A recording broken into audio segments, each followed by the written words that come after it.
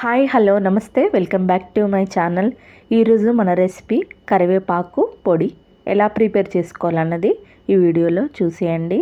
కరివేపాకు పొడి అనేది మనకు ఇడ్లీ, దోశ, వేడివేడి అన్నంలోకి ఎందులోకైనా చాలా సూపర్ టేస్టీగా ఉంటుంది. మీరు కూడా ఈసారి ఇలా తప్పకుండా ట్రై చేయండి. ఇది మన కంటి ఆరోగ్యానికి కూడా ఎంతో మంచిది. నేను కరివేపాకు అయితే 2 నుంచి 3 సార్లు శుభ్రంగా కడిగి పక్కన పెట్టాను. ఇప్పుడు కడాయి స్టవ్ పైన పెట్టి ఇప్పుడు ఇందులోకి ముందుగా కడిగి పెట్టుకున్న కరివేపాకును వేసి నేనైతే ఇది డ్రై రోస్ట్ అయితే ఫస్ట్ చేసుకుంటున్నాను.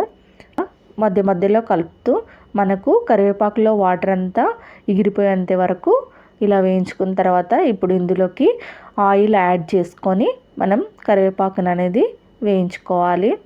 మనకు కరివేపాకు అనేది వేగింది ఇలా సౌండ్ వస్తుంది. మనం కలుపుతున్నప్పుడు సౌండ్ వచ్చేంత వరకు ఇలా వేయించుకుంటే మనకు కరివేపాకు అనేది పర్ఫెక్ట్గా ఆయిల్లో ఫ్రై అయిందని మనం గమనించాలి.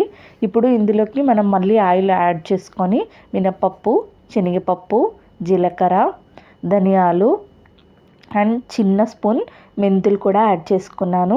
ఇవి మొత్తం మనకు దోరగా వేయించుకోవాలి. గోల్డెన్ బ్రౌన్ కలర్ వచ్చేంత వరకు ఇలా మధ్య మధ్యలో కలుపుతూ వేయించుకోవడం వల్ల ఈవెన్గా ఫ్రై అవుతాయి. ఇప్పుడు ఇందులోకి ఎండుమిర్చి కూడా యాడ్ చేసుకుంటున్నాను.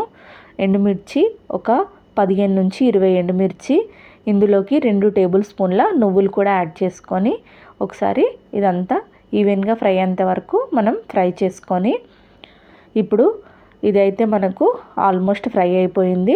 ఇంకా ఇది చల్లారబెట్టుకొని మనం ఈ మిశ్రమం అంతా జార్లోకి తీసుకొని ఇందులోకి ఎల్లిపాయలు అండ్ క్రిస్టల్ సాల్ట్ యాడ్ చేసుకొని ఇది మనం స్ట్రోక్స్ ఇస్తూ చేసుకోవాలి. ఇప్పుడు ఇందులోకి కరివేపాకు ఇందులోకి యాడ్ చేస్తూ మనం బ్లెండ్ చేసుకోవాలి.